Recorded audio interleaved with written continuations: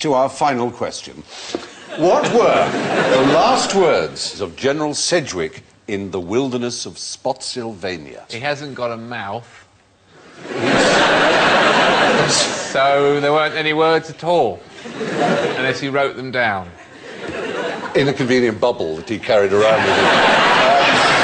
Maybe he had a little notebook of bubble-shaped things and he just... I'll tell you that the year is 1864. What war was going on then? Franco-Prussian War. That was a tiny bit later. The 100 years, 30 years, 25 years...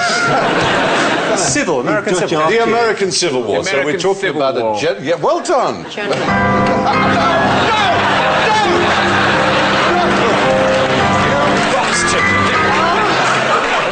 Thank you for cutting that off. The American Civil War. It is the American Civil War. That was not, however, the question. Spotsylvania, near to Pennsylvania. It's Virginia, in fact, in the state of Virginia. He was actually with 100,000 of his own men. He was a part of the Union, i.e. the Yankee Army, facing 52,000 Confederate troops. Ooh. And they were just getting ready for the battle. And there were snipers. Was he saying, easy?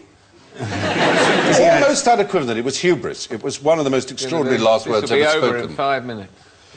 We'll be back in time for Deal or No Deal. Let me tell you now that you could have played your elephant cards. Well, I will then. Nah. Too late. He actually said, why are you dodging like this? They couldn't hit an elephant at this dist. And he was shot under the left eye and fell down dead without finishing the word distance. Ooh, you'd be annoyed, wouldn't you? You'd be livid. You'd be shot in the eye, that's annoying to start with. And you look a fool. Exactly. Cheered up the troops, though, I'd imagine. I imagine they probably found that irony quite funny, as that... Troops will. They have that sort of sense of humour. They do, don't they? The lower orders. He